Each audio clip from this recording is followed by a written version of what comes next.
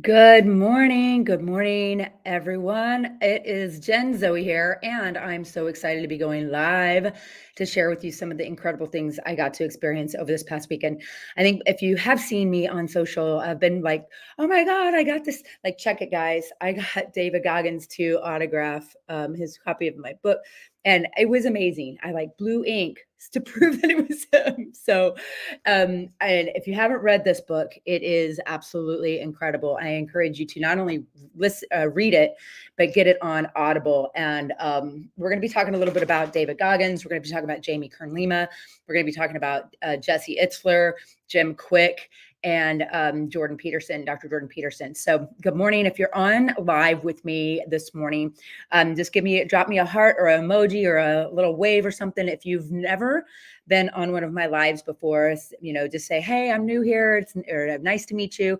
If you're rejoining and you know me well, drop a comment, say hello. I'd love to acknowledge the people that are on the live this morning, because this is some really incredible stuff. I'm sitting here looking across my table and looking at Alex Hormozy's stuff, a book on Ikigai, Charles Duhigg's new book about super communicators, and some really incredible things. Like, really have been diving into books lately, and that's part of what I'm doing in my Zen club too. But really what inspired me to go see this, and here's the cool thing: there was some serendipity around all of this. Anybody experienced serendipity before, or synchronicity? Those are kind of synonymous. And I wasn't even looking to go see Dr. Jordan Peterson in Orlando, but this event was put on by Tyler Devereaux. It was for a multifamily. Called Multifamily Mindset, and it was peak performance. And when it was an event about real estate, I'm not in real estate, although maybe I should be after that event. But Tyler put on an incredible event, and I really didn't know who he was, but I was really impressed with how he set things up. And Tyler, if you happen to tune into this, like, kudos to you, man. Like, really well done, well done. Great event. And I got the cherry on top was my friend Lauren and I were talking about wanting to go see Jordan Peterson. So anybody here know who Jordan Peterson is? If you are, just drop a comment and let me know. If you are joining me live and you haven't seen me before, just drop a little hello. I'm new to you. If you are one of my friends, or you know me or know me well, just welcome back. I'm glad that you're here. And I want you guys to ask me questions, because I was sitting in an immersive, like, fishbowl of greatness, and it was absolutely incredible. And we're going to get to some of the key points. And I got to tell you, where it started was Tuesday. Not my horse Tuesday. Although she's a powerhouse in and of herself. I'm in one of Jesse Itzler's masterminds called the Round Table, and it's an incredible experience. He has a really great community, and I love that man. He has so much incredible, like, passion about what he's doing.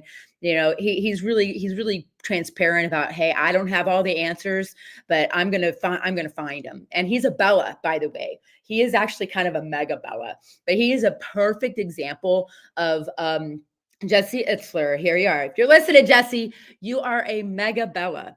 And a mega Bella is a person that has, like, no bottom of energy, that is not afraid to say hello to everybody, like, wants to, like, engage. You meet a Bella, and especially a mega Bella, they're instantly in their mental Rolodex thinking of who they can connect you with.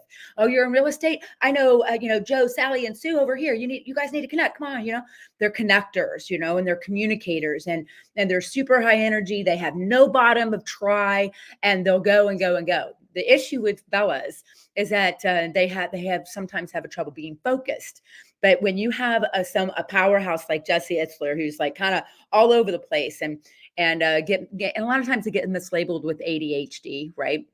Not the case, guys. It's not the case. It's just that they are so um they have such a deep mental capacity to take things in, and so much information. Bellas can take on so much information, but now they have all of this stuff. It's like, okay, I used to do crafts. I know this sounds crazy, but I used to do, like, stitching, like cross stitch and crochet and all that shit. I have, like, kits and kits and kits, and it was like, I get started on, I'm gonna do a new one, and I get started. I still have one, like, from high school in my but they don't finish, right? So the cool thing about Jesse is that he knows how to begin. He knows how to stay in the ennui of the middle. Like Bella's out there, if you get bored easily, Dante's too, but Dante's do respond differently. So Bella is, if you're out there and you get bored easily, you lose focus. You're like, oh, I'm gonna read the first chapter of this book and the first chapter of this book and the first chapter of this book. Or if you're in like network marketing, and one of my good, a great mentor of mine, Ray Higdon, I'm actually in one of his programs as well. He would totally, I'm telling you, he would agree with this. The Bellas are the ones that jump from network marketing company network. They're like, oh, I'm going to go do this. It's going to be amazing. They buy all the stuff and they get all the kits and they go here and here and here. And then we're like, oh, you mean I got to make calls every day on Tuesdays too? Well, dude, every day is Tuesday. That's like my little horse. That's what she says. Every day is Tuesday. I'm Tuesday. So what Jesse has done has really brought things to a space where he says, what I always say, a focused Bella is unstoppable. And that is Jesse, the best example of a focused Bella I've ever seen in my life, except maybe me. Just kidding. Not really. But that's the key piece. And, one of my friends called me and she goes, I hate my Bella. I hate my Bella-ness. And I'm like, that's your superpower, but conventional wisdom and a lot of things like the traditional school system tells us to sit still, right? And take good notes and pay attention. Good morning, Dina. How are you? I haven't seen you before. Welcome to the show. So we're talking about Jesse Itzler, who I got the opportunity to interact with on Tuesday, and he was really dropping some great information. He was talking. I'm going to get my notes out because I want to make sure I get this right. He really had some incredible pieces of information on how to really get organized in your world. And you have to think a certain way. You have to, put things in a certain way. Good morning.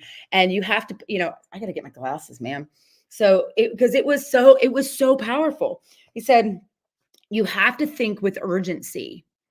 And he says, he was talking about this. He's doing this this running from rim to rim in the Grand Canyon, and he's 55 years old. And he says, they're like, well, you're not ready for that. You're not quite ready. You haven't trained enough. You've got so much going on over here and your business and your family and all these other things. He's like, you really want to do? Yeah, focus. Well, listen up, Dina, because this is where the rubber meets the pavement. And he says, I got to think with urgency, because if I don't do it now, that I am this young, this is what I say. You are as old as you ever were, and you're as young as you'll ever be. That's it, man. And when are you gonna reschedule it? Like, say maybe you don't do it this year. So when are you gonna do it? When you're 75? There are not gonna be a lot of 70-year-olds out there running the rim to rim at the Grand Canyon. 55-year-olds even. And here I am. I'm on the horizon to turn 50 this year, as is David Goggins. David Goggins is just a few months older than me. And I think about that and I'm like, whoa. And not to have any kind of comparison, but just to look at it and go, damn, there is some stuff out there. And then noticing the other thing he said that was really, really important was the importance of wanting it and wanting it badly enough. And Jamie, like, you guys, if there was one common thread, and this actually gets me really emotional, he says the importance of wanting it not for anybody but yourself. And that is not selfish, you guys. Who the hell is Jesse running the rim to rim for? Who is he running that race for? The importance of wanting it, not for anybody but yourself. And do things that make you proud of yourself. You wake up, when you wake up tomorrow and you look back on yesterday, or you look back on today, tomorrow's yesterday. When you look back and you wake up and you go, man, I did it. I squeezed every bat of juice out of Monday, March 25th. Welcome to spring, baby.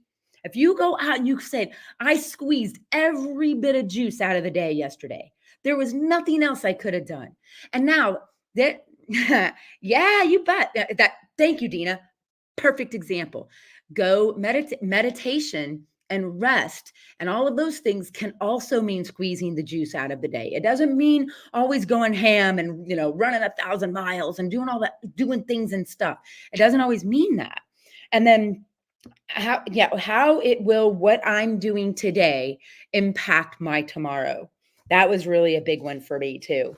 and you have to believe the story. So he went into so many beautiful things about how to really get that sense of urgency. Like, I'm on the cusp of turning 50, and that has been, I'm starting to face my mortality a little bit. And I mean, even when you're young, you think you have all this time. Dude, you don't have as much time as you think.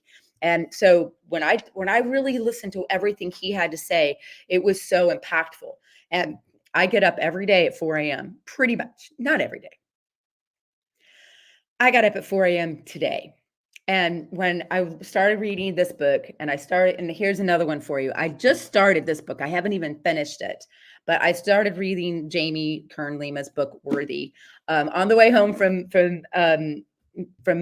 seeing her and meeting her. I had the great opportunity to actually meet her just briefly. There was like a crowd of people, and they're like, "We love you," and I was thinking to myself, man, this is the energy I want to be around.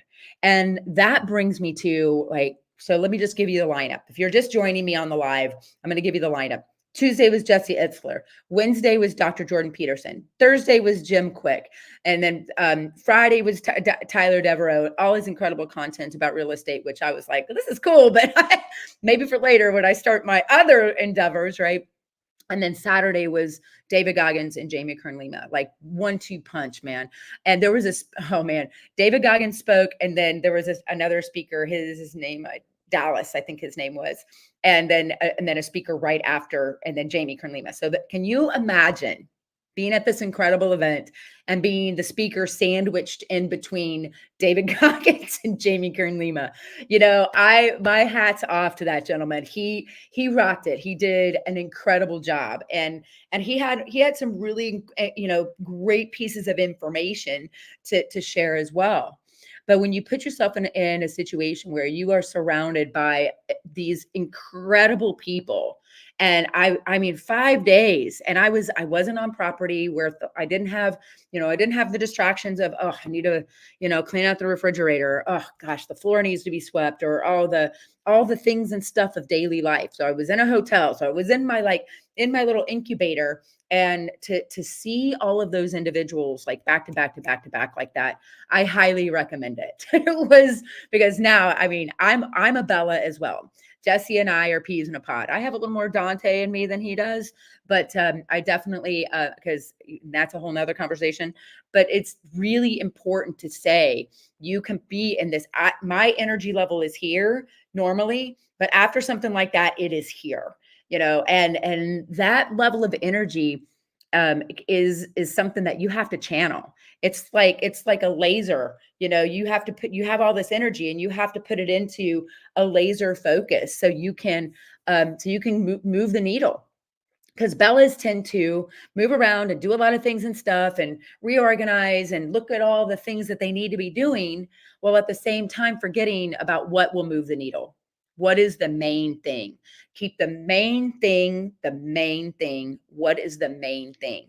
And that's where I really, now, David made me roar and Jamie made me cry. I mean, and one of the things a lot of people were asking me, I was talking to him personally, they were asking me about David and how he was live, because he's on Instagram and he's on social media and interviews a lot, and he's out there and he's running, and he's like, stay hard, and he's dropping F-bombs and shit, and he's just being him, and he's raw and he's real.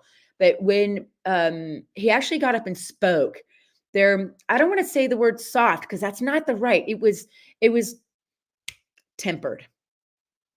That's what it was. It was tempered. And I'm kind of getting emotional about it, because the strongest steel, the samurai blades that are razor sharp and strong, some of the strongest steel on made. Those blades are folded and heated up and hammered and folded and heated up and hammered and folded and heated up for hundreds and hundreds and hundreds of times. I mean, I don't know the entire science behind building a samurai sword, but I do know that there is definitely some temperance in there, and that's what I would say that David brought to the stage live, and to see that, to see the tempered version of him, where it was like what like steel that had been and hammered over and over and over and over, that was so strong and so just grounded. There was, there's a groundedness about that. And by the way, David Goggins is a trace. David Goggins is a trace with a little bit of Dante.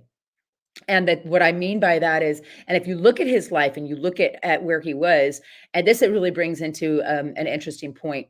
When you are triggered and you have like a deep trauma, which he had a lot of abuse in his life, like, and I don't mean just like abuse, I mean like severe abuse. If you read his book, Can't Hurt Me, he talks about it, and like his struggles growing up.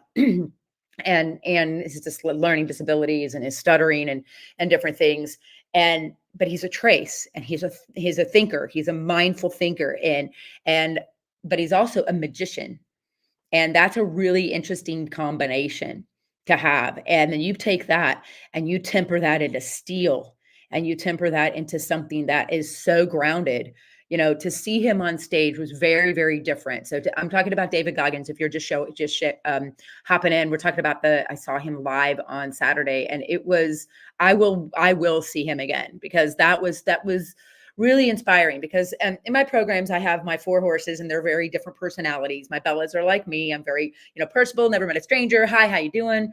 And then there's the Traces, who are also the magicians, but they're opposites. Like Trace is a thinker. He's an introvert. He's mindful. He's focused. He wants to know what is in it at the end. What is the outcome? Where's the period at the end of the sentence? How do I get to the end? Traces want endings. David was like, I am Goggins, David Goggins. Goggins is like, they're 2 different people. For if you read his book, Never Finished, he talks about the death of David Goggins on one of his 100-mile runs. Like, can you imagine how many 100-mile runs have you done? I don't know, about 12 or, yeah, I don't know how many he's done, but more than me.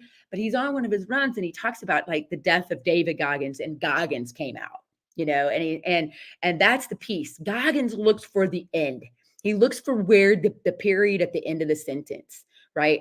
And meanwhile, knowing that every stride just gets him one step closer, and that's really a powerful thing, especially for Bellas. You Bellas out there, if you guys know my program at all, I have personality profiling with think disc profiling with horses, if you will. And it's a lot of different things that that come about as a result of that, and understanding who you are and the archetypes: the magician, the lover, the king, and the warrior. Right. So, and you might say, oh, David's a warrior because he must be a Dante. He's not. He's not, because he's not an extrovert. He has learned to become extroverted to serve his purpose, because he sees the end of it, and he sees the power, and he sees that this is an important part of his journey. But that's not who he is. He's smoke jumping in Manitoba at 50, almost 50, and he's out running these young kids that are doing. He's like, I'm just going to go run 100 miles with a rucksack for just to do it. And it really isn't just to do it. At the end of the day, the upcoming generations, and he said it. He called him out, man. There was a young kid that did some Q&A, which was brilliant. I wish Jamie had done some Q&A. That'd have been amazing. I had a really good question for her, and I'm going to ask it to you guys, and I'd love your feedback. So stay tuned. I will get to I'm getting to Jamie here in just a second, and then we got to tap into Jordan Peterson. Holy shit. But it was amazing, because what David does, he runs out and he goes, a young kid raises his hand. He says, I'm 18 years old. And he goes, you have it easy, and the saying, hard times make strong people, and strong people make easy times or good times, and good times make weak people. Well, we're in that time right now. This is the first time in history where the upcoming generation doesn't have it better than the previous generation. Now, how that transpired, and we can blame the parenting of Gen X. I'm a Gen Xer, so we can blame the parenting styles of the Gen Xers, because we didn't want to get the same treatment. We didn't want to give the same treatment to our kids that we got when we were kids. I know I wouldn't, but I don't have children, so I didn't get that opportunity. I have horses. Very different conversations. And he said, it's going to be easy for you. All you have to do is show the fuck up, because everybody else is just like waiting for it to be handed to them. And it has been handed to them a lot. And this kid is like, yeah. And he's 18, sitting there listening in this room, studying real estate. And I mean, he's going to do something with his life, this young kid. And then there was another young lady, she was 22, I believe, and she was the same. She's like, but those are the outliers. That is not the mainstream. The mainstream is soft. And so if you want to, and these are not my words. This is what was coming from the stage when he said, you just show up. You're gonna succeed. It's easy. It's so easy. Just show up. And it's like, holy shit, and before social media and all these things where you had like things were a lot tougher. And they're tougher now, but in a different way. And they're getting ready to get even tougher. And that, to see those individuals. And if you're joining me, drop me a comment. Have you seen any of these individuals live speaking? Let me know. And if you've never been on one of my lives before, make sure you say hello. I'd love to know you. And if you are joining me for the first time, and if you've seen me before, I'd love to hear your comments or questions. And I will take some questions if anybody likes to drop them in the comments. So moving on to Jamie Kern Lima. So wait, let me wrap up with David. Well, first off, Tyler started doing push-ups on stage, which was like kind of a hilarious mistake because David started doing like matching him pump for pump, right? Pump for pump, like they're going to go, right? Back and forth. And they're going, I think it's like a minute and 20 seconds. And they're like up, down, up, down. And I'm not exaggerating. It was this fast, right? Up, down, up, down. And Tyler was matching him pace to pace, and David was like, I'm going here. And Tyler tapped out, man. And God, God bless Tyler. Tyler's in great shape. He's, obviously physically fit. And he sat down and he said, David, how are you talking in a normal voice right now? He was all out of breath. And he goes, how many push-ups were you going to do? And you know what David's response was? One more than you. He's like, I don't know how long we're going to be here, but I'm going to do one more than you. And man, there's something about that mindset. There's something about that mindset. And I love that. And I think if I were to say anything about that, one of the things he said, and I think about this every single day when I'm tired, I didn't go to bed till like midnight last night because I was working and everything. And he says, don't stop when you're tired. Stop when you're done. And that right there is the quintessential Trace comment. That is the poster child statement for a Trace. Don't finish when you're tired, finish when you're done. That is bad. Now, here's the thing. His book is titled Never Finished. So when do you stop, right? Never, because you're never truly finished. And who here has already has said, I'll get there. Dude, you are there. That is the definition of the never finished journey. You are never finished and you are always there. Wherever that is for you, you are there right now. You're never finished. You're always there. And don't quit until you're done. Okay. No pressure, right? But when you blend that in with, like, you start listening to the greats, and even Tony Robbins says it. Tony Robbins is a big dude. And he has a lot of things. And some people love him, some people don't. I learned a lot from that man. And one of the things he said that I totally believe is success leaves clues.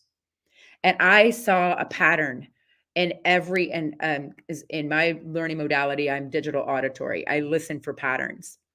I'm not I'm a visual learner, but I process information in a way that's very categorical. And that's how I created my programs, is like, I'm a categorical thinker. If you can break it down where it's ABC, 1, 2, 3, paint by number, and you start seeing patterns and patterns and patterns in behavior, I noticed the few nuggets that get a sense of urgency. Do it now. Ben Franklin said, don't put off till tomorrow what you can do today. I mean, come on, guys. You start going back in history and you start looking at the people that actually did things. I just finished another great book here. I'm a reading machine, man. I read at least one book a week. I just finished The Obstacle is the Way. And that's the same thing he talks about, patterns, looking for the patterns of the greats. And he goes through history, looking for the Winston Churchills, the Marcus Aurelius, the Abraham Lincolns, the people that really moved, put a ding in the universe, as Steve Jobs would say. Like, who are these individuals that are rising above everyone else in that echelon? And here's the thing, guys, you don't have to agree with everything they say. You don't have to agree with their values or belief systems. You don't have to agree with their politics. None of those things matter. None of those things matter because the underlying message is what are the patterns of behavior, the patternistic belief systems that all of these individuals have in common. Every single one of those individuals would say, I'm going to do one more than push up than you. That's the mindset. That's the mindset. And developing that mindset is the absolute most critical thing you can possibly do. And understanding how to handle when the non-echelon people are up here, that kind of try and bring you back down into the crabs. You know, the bucket you've all heard, if you haven't, I'm going to give a quick, the bucket of crabs, right? You know, the bucket of crabs doesn't have a lid on it. And the guy standing next to the seasoned fisherman says, "Man, your bucket of crabs, you need to put a lid on that bucket because they're going to escape." And he's like, "No, they're not." And he's like, "Well, yeah, look at them. They're just going to crawl out." And he goes, "Watch." And as one crab would start to go to crawl out, another crab would go and grab him and try and climb on top of him to get out, right? To get out too. And even though that second crab may have a dream or a desire to get out of the bucket, metaphorically speaking, they're going to pull you down in order to get there, or they're going to pull you down and keep you in the bucket with them. So when you think about that, what are the individuals that actually get out of the bucket? Well, they shift their mindset and they build their wings. I don't know how they get out of the bucket except from grit, mindset, belief, understanding how to know who and who not to have in your life. If somebody is trying to pull you back down in their bucket and they don't want to talk to you, or they are, you're calling and they're not picking up, and you're trying to connect with them or whatever, or they are doing something you don't like, let them go. Let them go. Cut the tie. Let them go. Only people that I have so many contacts in my phone, and if you're reaching out like, "Hey, how's it going?" And you hear, let them go. How do you know when to let them go? That's a conversation for I'll touch on that when we get into Jamie's, when I heard Jamie speak, because as much as like Dave, and I got to say David Goggins, I can't really call him David. That seems like not even right. It's like he's either Goggins or David Goggins. It's out of respect for a man that has accomplished some pretty freaking incredible things. I can't only just call him by his first name. Yes, sir. And thank you for your service, right? But it's really impactful to say, the grit. So David hit me right, right in the solar plexus, where it's like action, and not just get out there and go do stuff, but like really getting clear about where you're going and what is the end game. And knowing that you're never finished. When you start the game, it is an infinite game. Another great book, and finite and infinite games. A finite game is a game like baseball, 9 innings, a beginning, middle, and an end. An infinite game is this game of life. That's the infinite game. And you are never finished, and you're exactly where you're meant to be, and you go, "Oh, I'll get there. I'll get there." Where the hell is there? There is here right now in this present moment. What can you do right now that can move the needle? What can you do right now that can squeeze the juice out of the day even more? Right? We have this beautiful opportunity, this beautiful gift called life, just in embracing it in a way where you can, tolerate the pain and never give it a voice. Right? And I don't mean raise your tolerance for bullshit. Having a tolerance and having a resilience are not the same thing. I've talked about this in some of my mastermind groups many times. I want you to lower your tolerance for pain and bullshit and crabs trying to pull you back down into the bucket, right? And say, I will do one more push-up than you. I will do more. I will be more. I will strive for more. So if you're on and you're just joining me, feel free to drop me a comment or ask a question in the comments. I would love to hear from you. This whole week was incredible. I haven't even talked about Jordan Peterson yet, but that was so incredibly impactful too. I've never heard him speak, and I've read 12 Rules for Life, and I just picked up his book 12 More Rules for Life, or I don't remember what the title of it is, but it's thick, and I know it's going to be full of amazing. And he started talking about another crustacean. First chapter in 12 Rules for Life, he starts talking about lobsters. I'm like, and I'm listening to him, and he has a very distinctive voice. He is almost over articulates his words. Not, I mean, so much so it's that like they're the words, it's like each word, it's like he's crafting it as he's speaking it. And I have a pretty capacious vocabulary. I feel like I would call myself a little bit of a wordsmith, but the way he surgically and precisely communicates with the tools of the English language that are available to him are absolutely incredible. Bernadette, good morning. Thank you for joining us. Feel free to ask questions and drop a comment if you're here. I'd love to hear from you because I got to see some incredible speakers this week, and I'm sharing some of the insights that I gleaned from hearing these people that I've been following on social media and like following their journey, reading their books, understanding them a little bit better, and to see them in person was just absolutely spectacular. So, but Jordan Peterson is a master at his craft and a master at communication, and I can only imagine the brainwave patterns that are in his brain when he's in an interview or he's speaking. Because here's something that was really interesting about Jordan Peterson is that he gave his speech. It was at the Kia Center in Orlando. So there's I don't know how many thousands of people there, and I don't know how I ended up like front row floor seat. So I'm like, I'm just one section back, but I'm on the floor and I'm like really close to the stage. And I'm listening to this man, and I'm listening to him speak. And I'm even closing my eyes because he spent a lot of of his time on stage. Like it was almost as if God was channeling through him right then. It was like he got on stage and he opened up to source. And it was like, this is what I need to talk about tonight. And he actually even pre-framed it and said, I don't really do it this way. And maybe, I don't know, he said he was doing things a little bit differently. And it was like he was channeling God. And he started talking about Moses and the story of Elijah and then the story of Jonah. And as kids, we hear about the story of Jonah and the whale, but the way he spoke about it, here's the pattern, you guys, and here's the common thread. And I don't know who says it. We do hard things. There's another person that's like, we do hard things. I think Evan Carmichael says that, but that's a key piece. It was like Jonah ran away from God and God's message, and got on a boat, like he did not want to face the message that God had given him to go and talk to the Ninevites and say, you guys are toads and you need to stop being toads or will smite you, And he was like, I don't care about those guys. They're a bunch of toads anyway. And if God's going to smite them, then so be it. That's their karma. Right. And so he was like, peace out, and like little cloud of dust to where it used to be. And I was like, but God said, no, that's not the way it is. And when you run away from your purpose, this is hell on earth. And that was the big piece. That was another piece. When you run away from source and creator and God, you are running towards hell.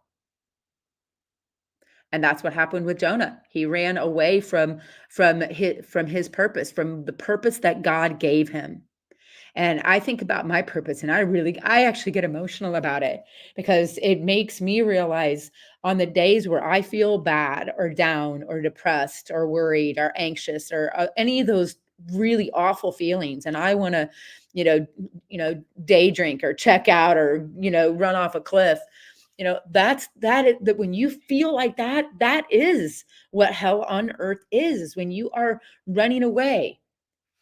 But if you are running towards the seemingly hard things, and you start to figure it out, and you start to listen to source, and you start to tune in to what the vibration is of where you need to be, and you start to see the patterns again as success leaving clues. And what is the success?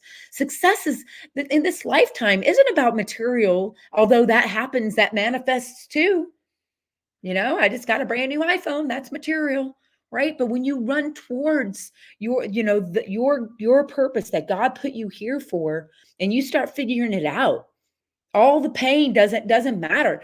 I can't tell you how many times I've been working with my horses. Some friends of my horses are teaching my horsemanship. I'd be up in Connecticut and Boston. I would be teaching from 6 a.m. till 10 p.m. And in the beginning, it was because I was broke and hungry, And sometimes I'm still, that's always a possibility. But I figured it out, and my arms hurt, and I'm sunburned, and my lips are chapped. And I don't care. I don't care because I'm closer to God, and I'm closer to source. And anything that you do that brings you closer to God and source, the pain is dissipated through the channel and alignment you have to creator. And that is the big piece. That was the big piece. So I started off with this big spiritual nugget from Jordan Peterson saying, you have a mission to be here. And I would love to hear that exact speech again because it was so profound. I was on the edge of my seat, like, wow. And I not much impresses me. I've seen a lot of things in my life, but it hit me spiritually.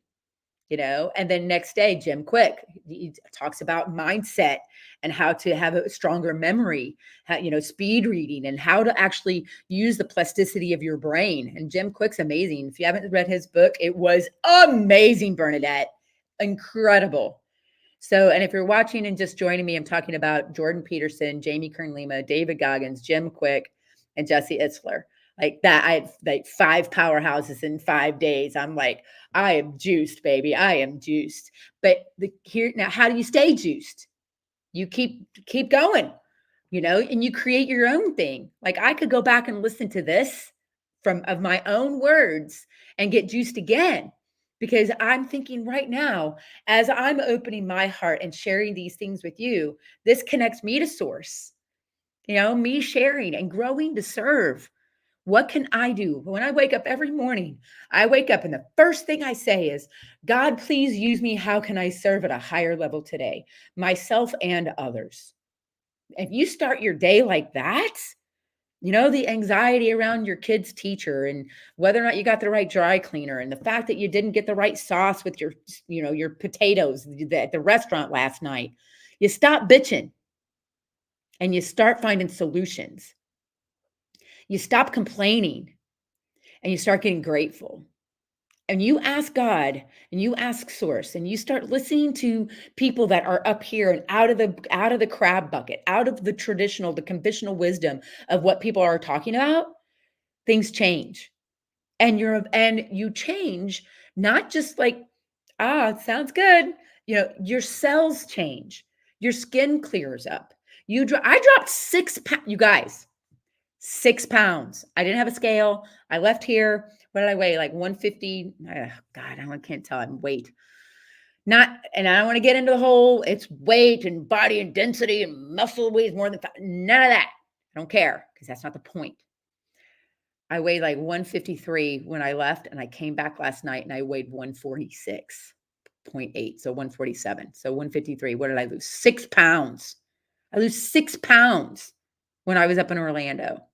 Did I do anything much different? No, I went to Capitol Grill and had a big steak dinner and potatoes and tomatoes and everything. And I started doing a celery juice cleanse, which I will be talking about later this week. If you are interested in the celery juice cleanse, I highly, highly recommend it. I got up at 4:00 this morning and I juiced me up some celery. So that has been cleansing my body. So everything.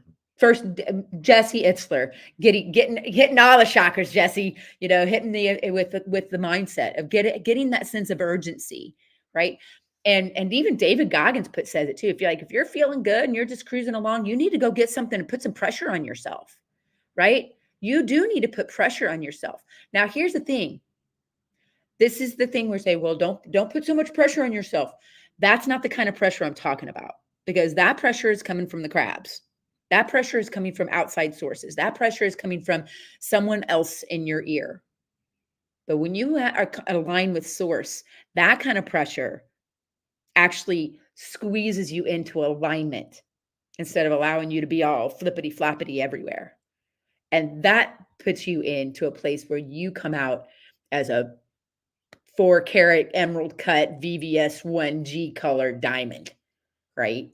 Like when that's what creates the diamonds in the rough, is the pressure that we put on ourselves that aligns us to our soul's purpose. Now, if you don't know what that is, it's probably because you don't know who you are. And that's one of the things that I really learned from listening to Jamie speak. Jamie kept talking about like, know who you are, know yourself. And I say this too. My dad, God love my dad. He's an amazing individual. I I haven't spoken to my father since my brother passed away. And my brother died of a drug overdose about 10 years ago, and in 2013. And it was tough. And my dad said, for whatever reasons that are, I don't, nobody really understands, he doesn't want to talk to me. And that, talk about a rejection, that's a little bit challenging, but listen, David's dad beat the shit out of him when he was a kid. And still, and God, there, everything is in alignment. And I think about my dad, and I'm thinking he did the very best he could with what he had. He got me here, you know and if that's the only thing he did, then that's okay too. Because if you're alive and there's a handful of people watching this right now. If you're watching this, if you are watching this, you have a chance today to start now and say, how can I serve? What is this here to teach me? How can I get in more alignment? How can I, when I do take action, have the juice be worth the squeeze? And it ain't about business strategies, and it ain't about, how many phone calls you make a day. It's about alignment to source. And when you do that, things start manifesting. I study Dr. Joe Dispenza. I've been to several of his retreats. He talks about vibration of your brain waves and getting into a theta brainwave state. I'm a certified theta healer. I actually did a really incredible theta healing session with one of my dear friends and clients last night. And yes, you can have friends that are clients, by the way. That can work as a business model. And it puts you in a state of receivership. So when you're there, then you can, that is what elevates you out of the crab bucket, because crabs are not there. That's the rough that the diamonds are found in, right? So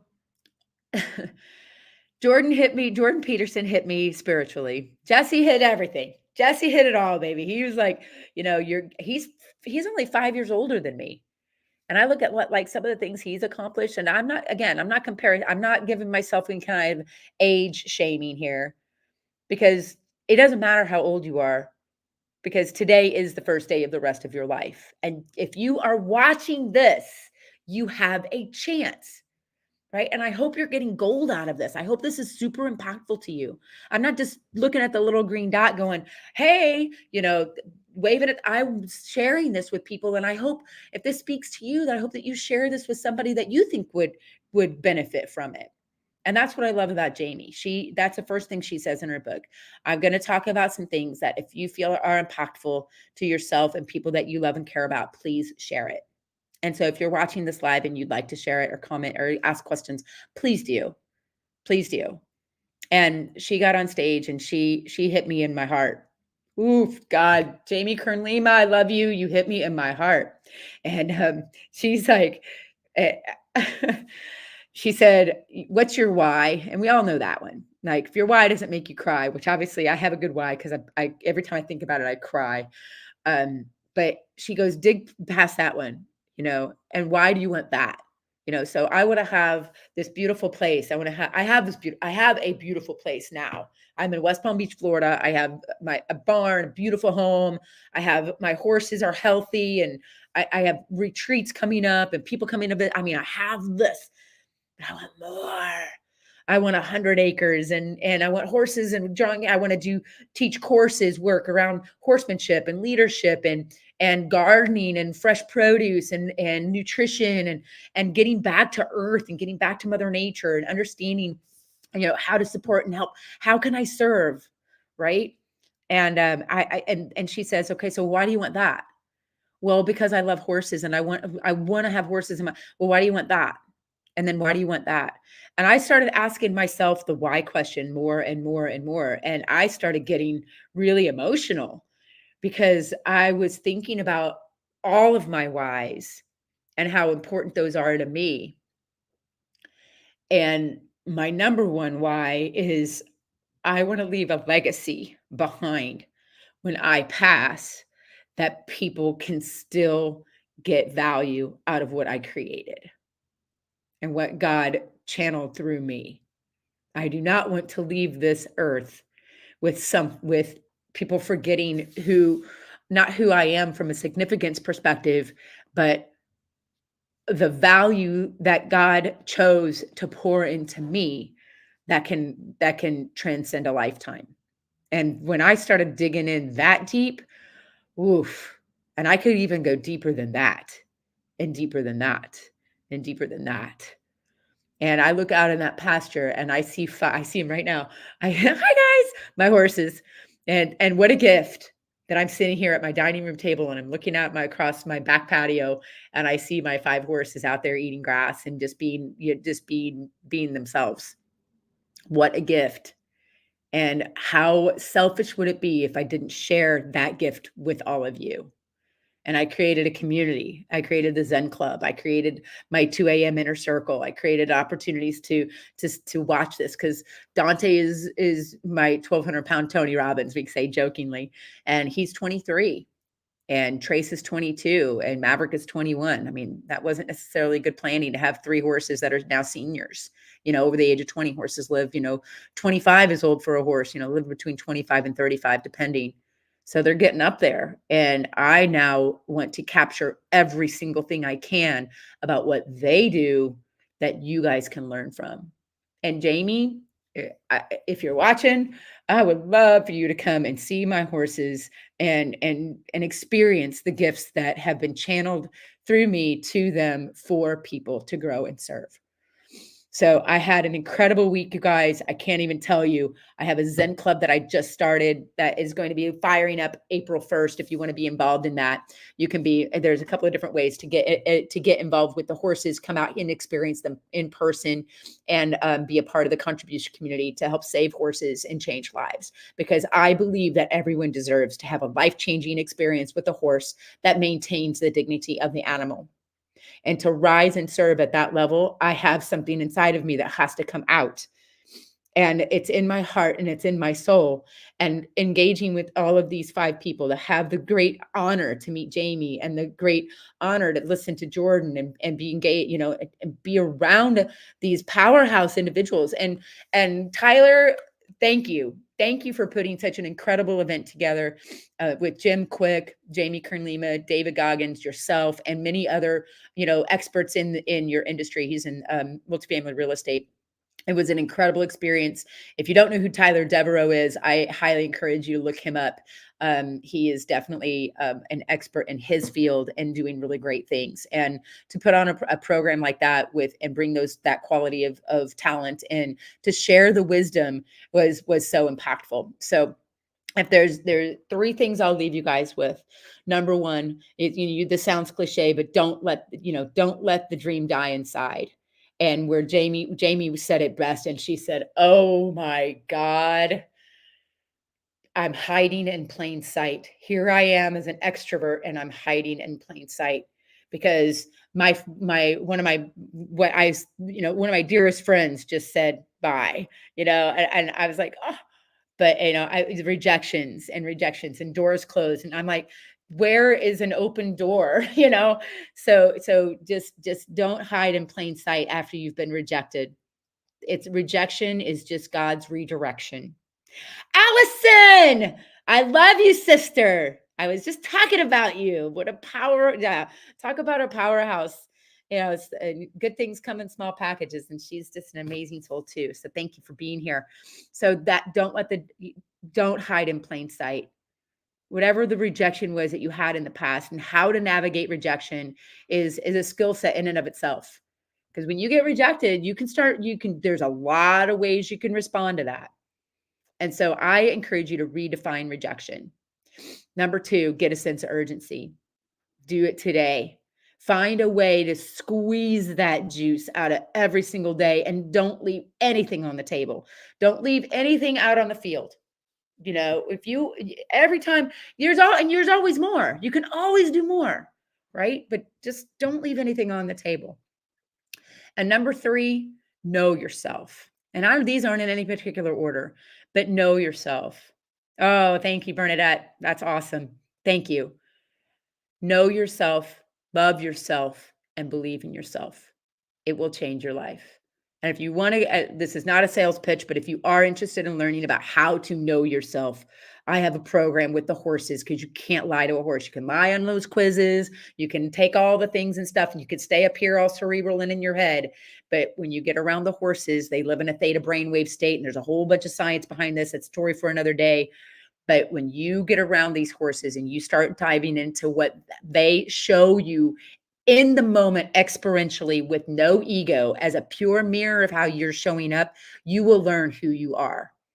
So I have 4 horses that spread the gambit: Dante, Maverick, Trace, Bella, and of course I have got 5. Little Doodle, who's my Tuesday, who is my mascot and one of my just my favorite little creatures on the planet.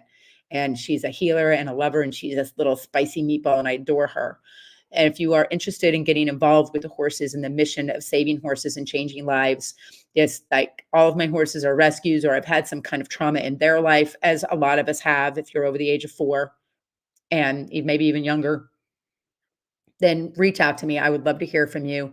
I'm going to drop your in the comments. I'll put a link. So if you guys are interested in being a part of the Zen Club community, it's a contribution community that helps create community around understanding who you are. So there it is, there it is, guys. I hope you guys all got a ton out of this. I can't believe I've been speaking for almost an hour, and I could keep going because everything I learned over the last week has been absolutely incredible.